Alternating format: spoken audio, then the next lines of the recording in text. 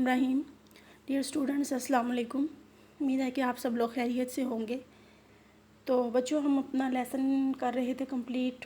आबादी की गुंजानियत हमने पढ़ा था। आज हम पढ़ेंगे दुनिया में इम्तियाज़ी हैसियत रखने वाले इलाके कौन से हैं या ममालिक कौन से हैं। तो हम जानते हैं कि दुनिया में आबादी की तकसीम यकसा नहीं, और इसी तरह से आबादी कहीं ज़्यादा है कहीं कम है। और दूसरी तरफ हमें ये भी नज़र आता है कि कुदरती वसाइल, जिसमें ज़रई ज़मीन हो गई, सनत हो गई, मादनियात हो गई, वो भी यकसा तौर पर तकसीम नहीं है। तो दुनिया में कुछ इलाके ऐसे हैं जहाँ पर आबादी भी ज़्यादा है, ज़राअत भी ज़्यादा है, और वहाँ पर सनत भी हमें नज़र आती है। तो वो इलाके हर लिहाज से खुशकिस्मत हैं। तो अब हम देख लेते हैं कि बाकी दुनिया की निस्बत वो कौन से 4 इलाके हैं जो इम्तियाज़ी हैसियत रखते हैं। उसमें नंबर 1 आ जाता है यूरोप। अब यूरोप के साथ एशियाई रूस भी शामिल है, यानी रशिया आधा आपको पता है कि एशिया में आता है और आधा यूरोप में। तो इसमें यूरोप में के साथ रशिया भी शामिल है। ये इलाका क्यों अहम है या बाकी दुनिया के से क्यों आगे है, क्योंकि इस इलाके की एक तो आबादी भी ज़्यादा है, दूसरी यहाँ पर ज़रई ज़मीन बहुत ज़्यादा है और ज़राअत भी बहुत अरूज पे है।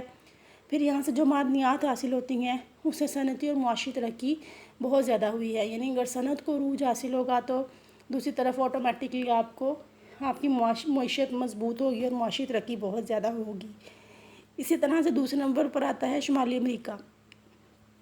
शुमाली अमेरिका में हमें पता है कि 2 ममालिक बहुत अहम हैं, एक कनाडा और एक अमेरिका।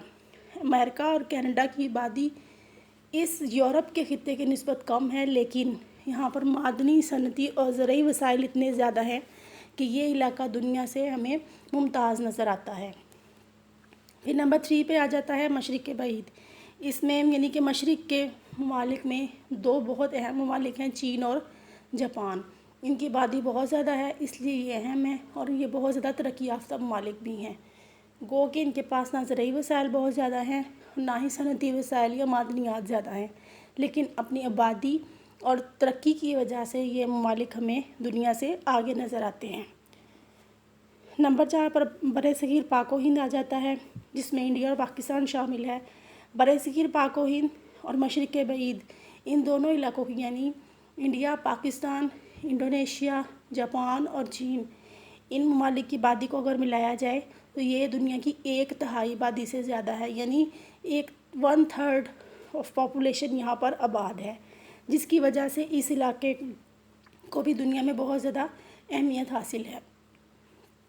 अच्छा, अब इन ममालिक में भी यानी बरसगीर में वसाइल बहुत ज़्यादा हैं, लेकिन इन कुदरती वसाइल से अभी तक फ़ायदा नहीं उठाया जा सकता, लेकिन बनिस्बत दुनिया के दूसरे इलाकों के इस इलाके को भी बहुत ज़्यादा अहमियत हासिल है। अच्छा, इसके बाद हम देख लेते हैं कि पाकिस्तान और दुनिया, यानी पाकिस्तान और दुनिया, पाकिस्तान का दुनिया में क्या मुकाम है। जब पाकिस्तान बना और इंडिया और पाकिस्तान की जब आज़ाद रियासतें कायम हुई तो पाकिस्तान ने दौलत मुश्तरका की फ़ौरन मेंबरशिप हासिल की। तो पाकिस्तान के साथ साथ बरतानिया, कनाडा, जनूबी अफ्रीका की यूनियन, इंडिया, श्रीलंका, ऑस्ट्रेलिया और न्यूजीलैंड भी दौलत मुश्तरका के यानी कॉमनवेल्थ के मेंबर हैं।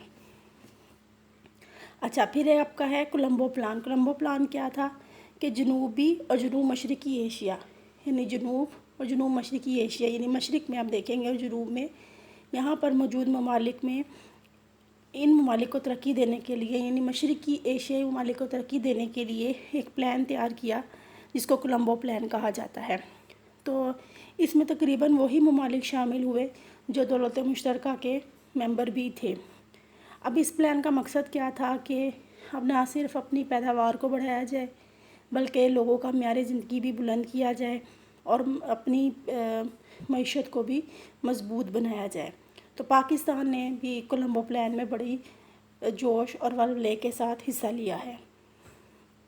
फिर हम देखते हैं कि पाकिस्तान इक़वाम आलम में किन किन ऑर्गेनाइजेशंस का रुकन है। तो पाकिस्तान यूएनओ का रुकन है, इक़वाम मुत्तहिदा का रुकन है यानी कि, और OIC organisation of Islamic conference का भी पाकिस्तान रुकन है, और पाकिस्तान और भी ऐसी अंजुमनों का रुकन है जिनका ताल्लुक़ इक़वाम मुत्तहिदा से है। तो इन सारी वजूहात की बिना पर पाकिस्तान دنیا میں صف اول کے ممالک کے ساتھ ہمیں کھڑا نظر آتا ہے۔ پھر ہم دیکھتے ہیں کہ پاکستان کا اقوام عالم میں کیا مقام ہے، کیونکہ پاکستان ایک امن پسند ملک ہے اور ہمیشہ امن کی خواہش چاہتا ہے۔ اس لیے اس کا طریقہ کار یہی ہے کہ پاکستان نے ہمیشہ امن کا درس دیا ہے اور پاکستان ہمیشہ دو طرفہ تعلقات کو اہمیت دیتا ہے۔ یہ اسلامی ممالک میں بھی قوت اتحاد اور امن کا علم بردار ہے، اور دوسری طرف جو غیر مسلم ممالک ہیں ان کے ساتھ بھی امن کا علم بردار ہے۔ جو پاکستان کی خارجہ پالیسی ہے وہ غیر جانبدار ہوتی ہے، یعنی غیر طرفداری ہوتی ہے، اور اس طرح سے ترقی یافتہ ممالک کے درمیان اور پسماندہ ممالک کے درمیان پاکستان امن قائم کرنے کا خواہش مند بھی ہے۔ پاکستان نے ہمیشہ باہمی تحفظ، امن اور تعاون کو قائم کرنے کی خواہش ظاہر کی ہے اور انسانی بہبود کے لیے بھی کام کیا ہے۔ پاکستان نے ہمیشہ کوشش کی ہے کہ دنیا کے تمام بڑے بڑے ممالک کے ساتھ سیاسی، تجارتی، ثقافتی تعلقات کو فروغ دیا جائے۔ تو یہ آپ کا پہلا چیپٹر جو ہے یہاں پر کمپلیٹ ہو گیا۔ اب ہم اس کے کوسچنز دیکھ لیتے ہیں۔ یہ کوسچنز آپ اپنی کاپی پہ نوٹ کر لیں اور ان کے آنسرز جو ہیں وہ آپ دھیان سے ایک دفعہ سن لیں۔ یہ 7 شارٹ کوسچنز ہیں اور 7 شارٹ کوسچنز آپ کے لیے کافی ہیں۔ تو نمبر 1 ہے، دنیا کے گنجان آباد علاقے کون سے ہیں؟ دنیا کے گنجان آباد علاقوں میں آپ نے 4 علاقوں کے نام لکھنے ہیں جو آپ نے آبادی کی گنجانیت میں پڑھے تھے۔ نمبر 1 ہم نے پڑھا تھا مشرقی جنوبی اور جنوب مشرقی ایشیا، مغربی و وسطی یورپ، شمال مشرقی ریاستیں متحدہ امریکہ اور جنوب مشرقی کینیڈا، وادی نیل اور ڈیلٹا۔ یہ صرف آپ نے جو ہیڈنگز ہیں ان کے نام اس کے اندر لکھ دینے ہیں۔ پھر آپ نے لکھنا ہے کہ دنیا کے کم آباد علاقے کون سے ہیں۔